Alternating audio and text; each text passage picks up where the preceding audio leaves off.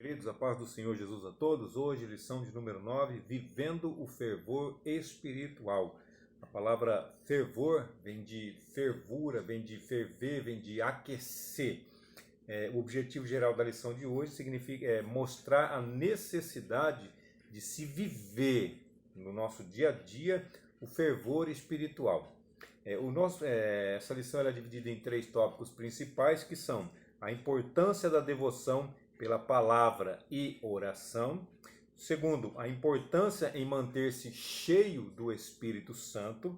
E terceiro, vigilantes contra a frieza espiritual. Pode notar o contraste entre o título e o terceiro tópico, que um fala do fervor, outro fala da frieza. Então fala dos dois extremos. Um está bem aquecido, o outro está bem frio. Então nós temos que viver uma vida espiritual com fervor, ou seja, uma vida quente. Eu trouxe até um exemplo aqui para nós, os 3 estados da água. A água, ela tem o estado sólido, o estado líquido e o estado gasoso. No seu estado sólido, ela está congelada, ela está fria demais. No seu estado líquido, ela está natural, ela é comum. E no seu estado gasoso, é porque ela foi fervida, então ela evaporou. Olha a diferença da leveza. Então, congelado, trazendo para nós, para a nossa atualidade, o congelado fala da frieza espiritual, mesmo porque o nosso corpo é 70% água. Então, no estado líquido, no estado natural, é uma normalidade, são 70% água no nosso organismo. Agora, quando nós estamos frios espiritualmente, significa um endurecimento. Congelamento. Quando a água congela, não fica dura. Pensa bem, nós com o coração duro, como é que nós somos? Não, o coração está duro, o coração está fechado, o coração está travado para fazer as coisas boas, para fazer boas obras, para fazer a obra de Deus, para fazer doações, dentre tantas outras coisas. Aí nós ficamos endurecidos. Então é o primeiro estado, é o estado de frieza. O segundo estado natural é dentro da normalidade. E o terceiro, que é o gasoso, que é o fervido, é o exceder, é o estado quente, é acima da média, é fora do normal, mas na parte boa, dizendo assim, tá bom? Então, frieza, normalidade e exceder. Então, nós temos que viver o fervor espiritual, nós temos que exceder espiritualmente. Mais para frente, nós vamos entender o porquê dentro dessa lição, tá bom? Então, a importância da devoção pela palavra e oração. Também são 4 subtópicos. Primeiro, começa com devoção. A palavra devoção, segundo o dicionário, diz assim: apego sincero e fervoroso a Deus.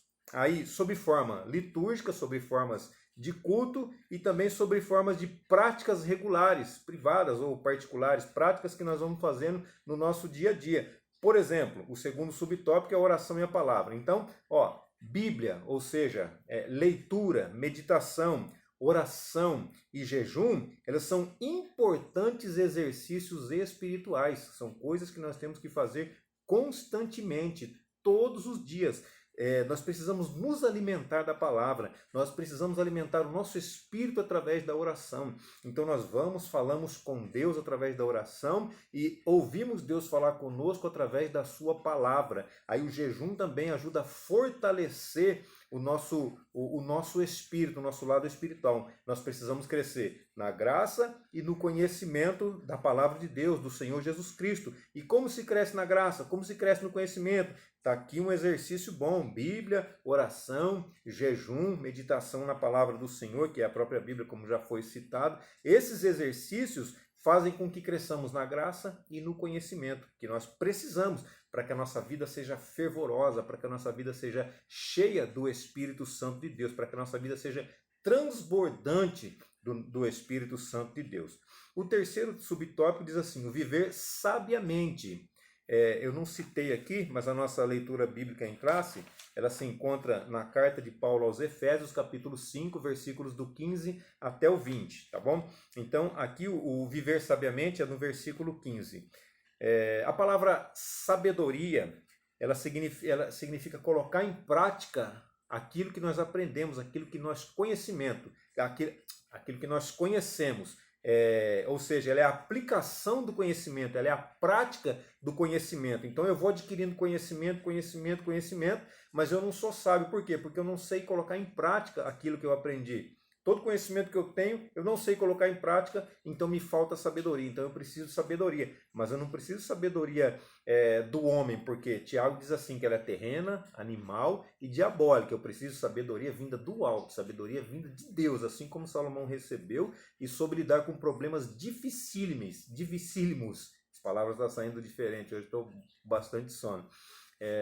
Mas Salomão então recebeu essa sabedoria do alto, recebeu essa sabedoria de Deus. Então todo o conhecimento que ele tinha, ele conseguia aplicar, conseguia colocar em prática. E também Provérbios capítulo 9, versículo 10 vai dizer assim: o temor do Senhor é o princípio da sabedoria. Então, se nós tememos ao Senhor, se nós respeitamos ao Senhor, se nós adoramos ao Senhor, já é o começo para que nós sejamos sábios.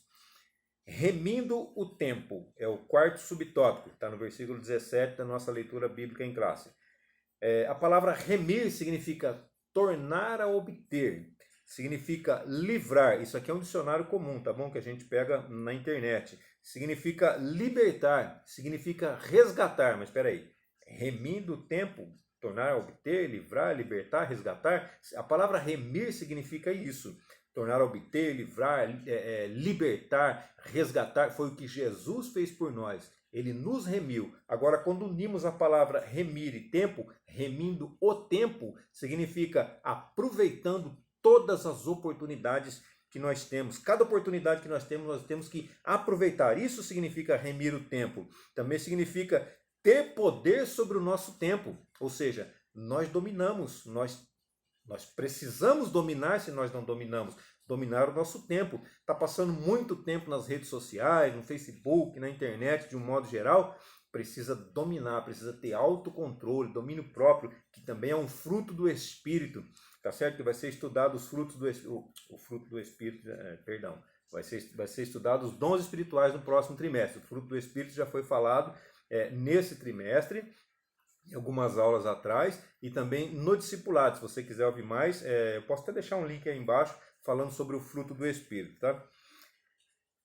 Ter poder sobre o nosso tempo, resgatá-lo, resgatar o nosso tempo e usá-lo com sabedoria para coisas que são verdadeiramente importantes. Isso significa remir o tempo. Então, o resumo desse tópico é a devoção pela oração e leitura da palavra, viver sábio e aproveitamento consciente do tempo são sinais de uma vida de fervor. Então, você quer ver o sinal da vida de uma pessoa, você observa. Se tiver esses sinais na vida dela, ela é uma pessoa fervorosa, ela vive o fervor espiritual na sua vida.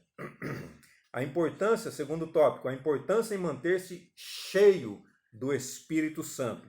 Primeiro subtópico, e não vos embriagueis com vinho, é o versículo 18 da nossa leitura bíblica em classe.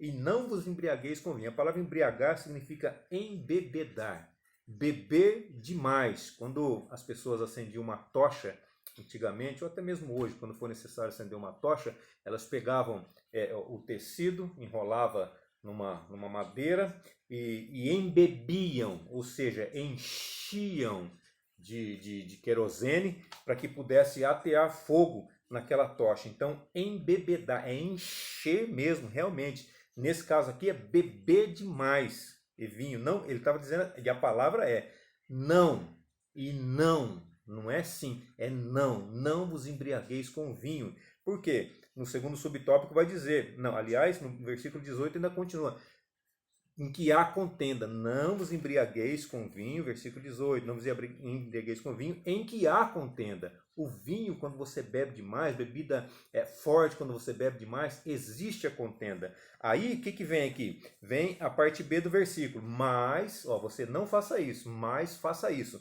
Enchei-vos do Espírito, que continua também no versículo 18 da nossa leitura. Então, são dois extremos. Qual que é o primeiro extremo? O primeiro extremo é a pessoa se encher de bebida forte, se encher de vinho. E o segundo extremo é ser cheio do Espírito Santo.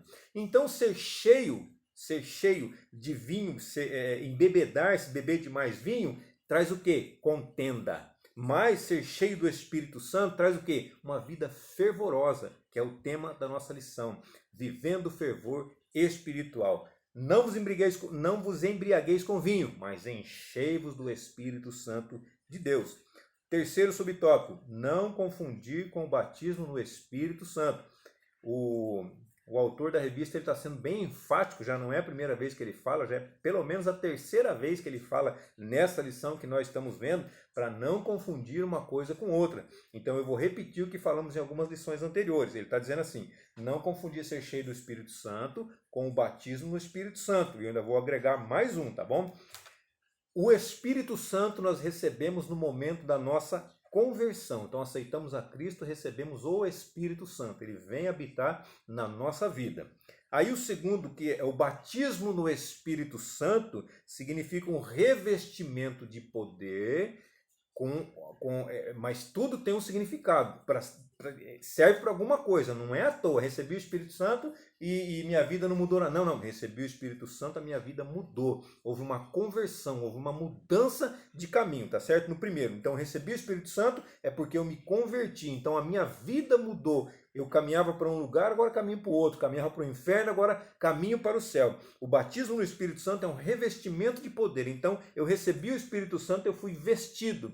Eu recebi o batismo com o Espírito Santo, eu fui revestido. Tá certo? Olha só, a proteção em dobro. Mas existe um porquê. O revestimento de poder é para ser testemunha de Jesus Cristo. Para poder pregar o Evangelho, para poder falar da palavra dele a todas as nações, todos os continentes, todos os lugares, no seu bairro, na sua vila, para os seus vizinhos e para os seus da sua casa, para dentro do seu lar, onde o nosso testemunho tem que ser muito maior e muitas vezes nós vemos que é o contrário. As pessoas são boas com os de fora, mas com dentro de casa é um problema sério. Isso não é bom, isso não é correto.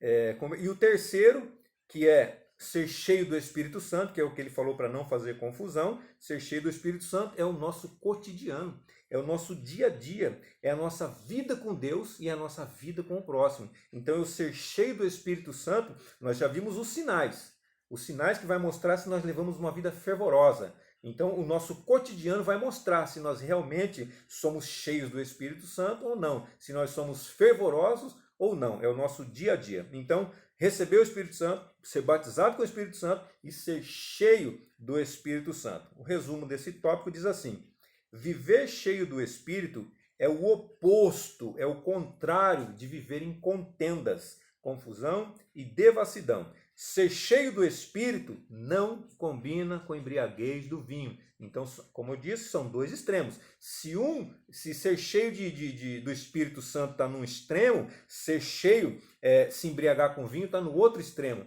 Então, não combina. Uma coisa não combina com a outra, uma coisa não condiz com a outra. E o que eu preciso é ser cheio do Espírito Santo e não me embriagar com vinho. Terceiro tópico, vigilantes contra a frieza espiritual. A palavra vigilante, segundo o dicionário, diz assim, que vigia, que vela, permanece atento, tá ligado, cuidadoso, cauteloso, zeloso, entre outros sinônimos. Então, ser vigilante é ser atento, ser cuidadoso contra a frieza espiritual. Ficar de olho na frieza espiritual, porque às vezes eu posso estar passando por um esfriamento espiritual e não estar percebendo. Então eu tenho que ser vigilante, eu tenho que estar atento, eu tenho que estar com os olhos bem abertos, prestando atenção para que isso não aconteça comigo. E também tenho que prestar atenção na vida dos demais para poder avisar, para poder fazer com que a pessoa veja também, para que ela perceba os sinais da frieza espiritual. A palavra frieza significa... os sintomas da frieza significa ser frio, nós já falamos que é o oposto do fervor, que é o contrário do fervor. Então, o fervor está num extremo, a frieza está no outro extremo. Nós falamos do congelamento e falamos do fervido, falamos da frieza e falamos de exceder, ser frio e ser quente. Então, aqui a frieza faz parte do congelamento, faz parte do frio. E os sintomas da frieza espiritual, quais são? Tem alguns aqui que a gente anotou. Distração Ó, você começa a orar, você começa a ler a Bíblia, mas qualquer coisinha você escuta um barulhinho do celular, já muda perde o foco com muita facilidade. Então não consegue fixar na leitura da palavra de Deus, ter foco na palavra de Deus, se distrai com muita facilidade. Outro ponto, cansaço. Pega a Bíblia para ler, já começa a cochilar. Dobra o joelho, fecha os olhos, o sono já vem também. Estou muito cansado. Meus irmãos, todos os dias nós estamos cansados, nós trabalhamos também, mas nós precisamos ter a nossa vida com Deus, ter o nosso cotidiano, ter o nosso devocional, falar com o Senhor todos os dias, meditar na palavra do Senhor todos os dias. Você não precisa pegar a Bíblia e ler 10 capítulos, 20 capítulos, todos os dias. Não, quando for possível, é uma bênção. Mas quando não for possível, leia um capítulo, leia uma página, mas todos os dias. Não deixe, não fique um dia, não fique nem um dia sem se alimentar, não fique nem um dia sem orar. Não faça isso. Jejue pelo menos, olha só o que eu vou falar, não deveria nem falar isso, pelo menos uma vez por mês. Na verdade, eu precisaria falar assim, pelo menos uma vez por semana. Não, mas olha só como que eu estou sendo generoso. Pelo menos uma vez por mês, faça um jejum. Pelo menos isso. Eu estou falando o mínimo, mas você pode fazer muito mais que isso. Faça jejum a semana inteira, uma vez por semana, 2, 3, 4. Quanto mais você fizer, melhor é para a sua vida espiritual, melhor é para o seu crescimento espiritual, não é para o seu ego, não é para a sua autoexaltação, não, é seu crescimento espiritual, é você crescer na graça. Aí a meditação da palavra vai fazer você crescer no conhecimento, tá certo? Então é necessário que isso aconteça. Então o cansaço é também um dos sintomas. Inquietação, a pessoa não para por nada, pressa, eu vou dobrar meu joelho, mas já estou pensando em outra coisa que eu preciso fazer, é muita pressa, são sintomas. São sintomas do esfriamento espiritual. Preguiça. Eu queria ler, mas eu estou com tanta preguiça agora. Eu precisava orar, mas eu estou com tanta preguiça. Aí pega o controle, começa a mudar de canal na televisão, começa a procurar alguma coisa, e aquela preguiça, e as horas vão, e nada se fez. E o desânimo. Que dia. Como é cansativo. Tudo é desanimador. Eu preciso ler a Bíblia. Não, mas eu estou tão desanimado. Aí volta. Eu estou com preguiça. Mas eu estou com pressa. São sintomas. Todos esses são sintomas. Esses são alguns de muitos outros. Então esses, são coisas que são fácil de nós percebermos na vida dos outros, mas principalmente na nossa vida. Então nós precisamos estar alertas, precisamos estar atentos, precisamos ser vigilantes para que isso não aconteça na nossa vida. Começou a acontecer e falou, opa, isso é um sinal, isso é um sintoma de frieza espiritual. Minha vida precisa mudar, eu preciso mudar isso na minha vida. Senhor, me ajuda a mudar, me ajuda a ter foco, me ajuda a buscar a Tua palavra, me ajuda a ser fiel a Ti, me ajuda a crescer na graça e no conhecimento, me ajuda a ser um crente fervoroso espiritualmente falando.